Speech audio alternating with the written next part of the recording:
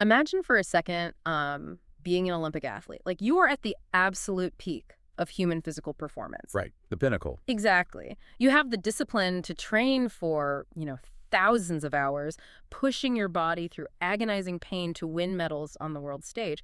But Then you then, have to sit down. yeah, you're asked to just sit quietly in a chair and read a single chapter of a standard textbook. And it feels entirely impossible. Like your brain just flat out refuses to engage. It's a crazy contrast, isn't it? It really is. Hmm. And for years, society told people who experienced this, people like British Olympian Alex Partridge, that they were just broken. Or lazy, which is even worse. Right. But what if the very thing that makes sitting still in a classroom feel impossible is the exact same mechanism that allows someone to win an Olympic medal? Welcome to the Deep Dive, everyone. We are thrilled to have you here with us. Today, we're opening up a really fascinating set of notes and research titled, What a Boarder Can Learn from AlexPartridge.pdf. Yeah, it is a remarkable look at how we understand learning. And our goal for this deep dive today is to sort of unpack the reality of neurodiversity, specifically ADHD and specialized learning strengths. And doing that within a pretty unique setting, right? Exactly. Yeah. Within one of the most high-pressure, incredibly structured environments imaginable, which is a traditional boarding school. Which sounds intense. It does. But what makes this exploration so compelling is that the principles we're going to talk about extend far, far beyond teenagers in dormitories. Oh, absolutely. They apply directly to you listening right now. Whether you're, trying to learn a new skill, navigating some complex corporate environment, or just trying to succeed in a world that seems obsessed with forcing everyone to operate in the exact same way. Yeah, a world that loves its standard metrics. So true. So if you're someone who genuinely loves learning but constantly feels a strange friction when you're forced to process information in a traditional way, this deep dive is going to be incredibly validating. It really is. Yeah. It essentially argues that having a different processing style isn't just some quirky trait you have to apologize for. Right. It's actually a distinct evolutionary advantage. Okay, I love that. But before we figure out how to leverage that advantage, we need to redefine what a normal brain actually is, according to this text.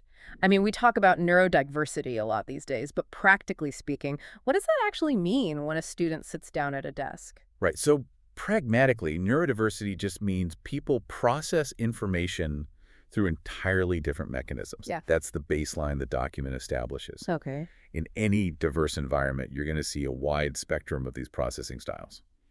You have some people who learn incredibly efficiently through traditional methods. Like you hand them a textbook, right? Exactly. You hand them the textbook, their brain seamlessly converts the written word into understanding. They write an essay and they're done. That is the standard academic model. The dream for a lot of teachers, I'm sure. Oh, for sure. But then you have a significant portion of the population who require entirely different inputs to fire up their neural pathways. So they can't just read the book. No, they might need vocal discussion, or they might need physical movement, or they might require practical, tactile activity to actually grasp and retain the exact same material. Okay, let's unpack this really quick, because I want to give you an analogy. It's kind of like, it's like different operating systems on a computer. Oh, I like that. Right. Like if you try to run Mac software on a Windows PC, it crashes. Instantly. Yeah, and the PC isn't broken. You're just using the wrong code for that specific machine. That is exactly it. And the source notes the specific code that neurodivergent students bring. Because while students with ADHD or dyslexia might find traditional study approaches really challenging, they develop these incredibly unique strengths. Strengths like what? Well, immense creativity, boundless energy, and highly original problem-solving skills. When you put a neurodivergent thinker in a group discussion, they bring a completely fresh perspective. Because their brain isn't just going A to B. Right. Recognizing this code, as you called it, builds confidence rather than harmful comparison. Which brings us back to Alex Partridge. The text highlights him, an Olympian and ADHD advocate, to prove this central thesis.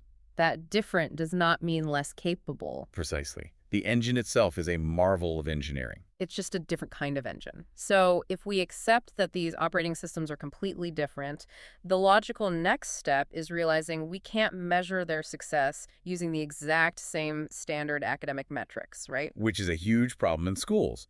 The text warns that young people often begin defining themselves entirely by grades or teacher feedback. Oh, yeah. You get a bad grade, you think you're a bad student. Exactly.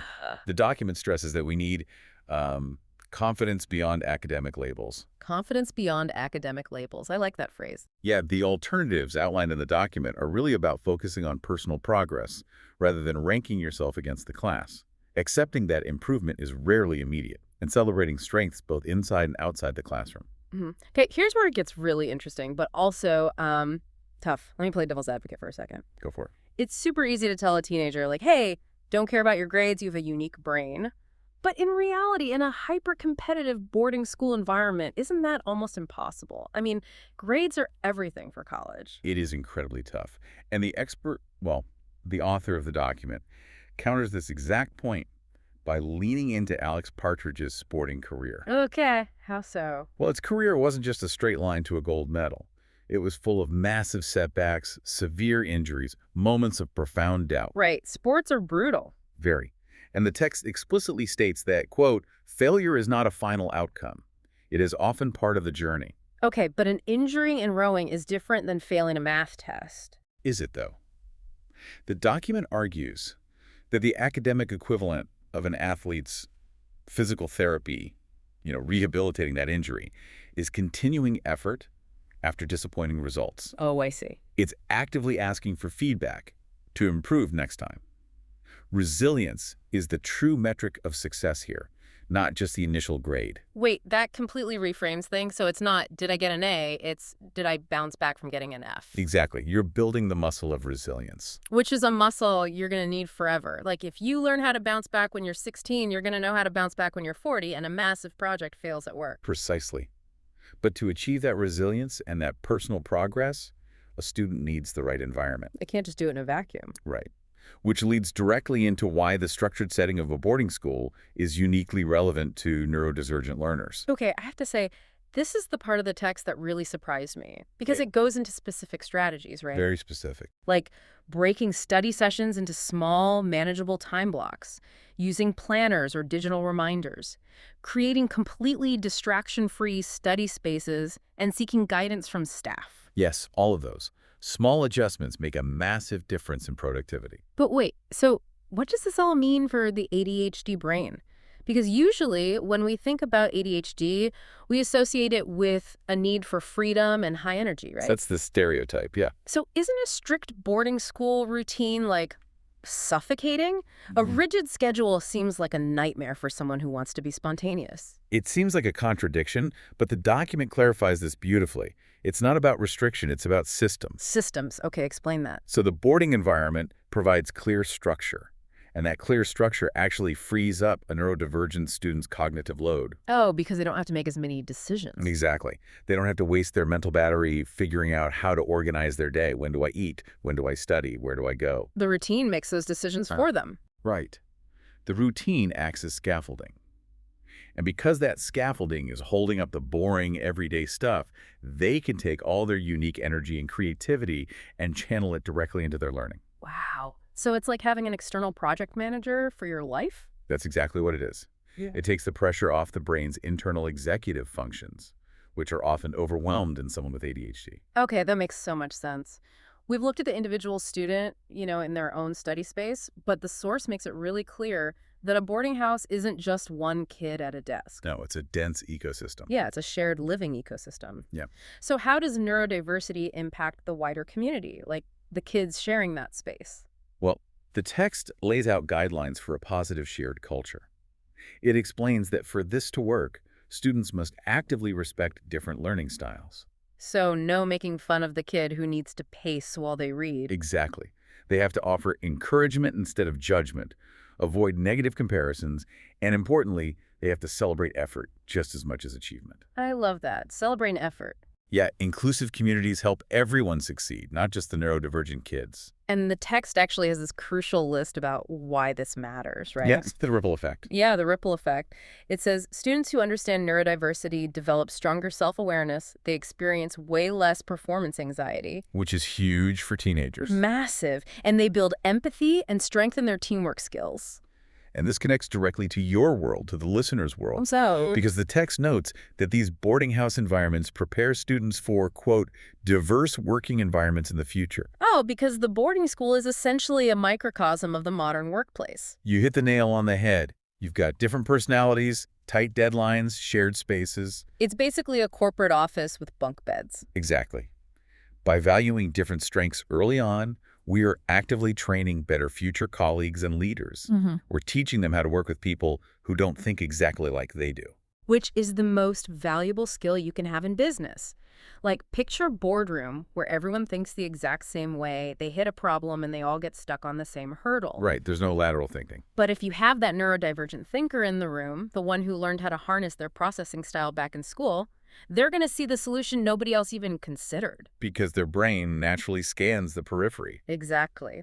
So for you listening, we've covered a lot today, but the core takeaway here is that you do not need to fit a single standardized model of success. Not at all. Whether you are prepping for a big meeting, studying for an exam, or just trying to navigate life, Alex Partridge's story proves something vital. It really does. It proves that persistence, self-belief, and truly understanding how you learn best can unlock incredible opportunities. That friction you feel, it might actually be your hidden strength. Your superpower. And I want to leave you with a final thought to ponder today.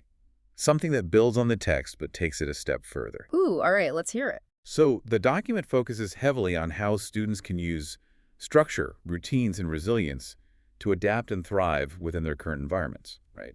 Yeah, surviving the system that already exists. Exactly. But what if we flip the script? If we know for a fact that neurodivergent brains offer unparalleled creativity, immense energy, and unique problem solving, Yeah.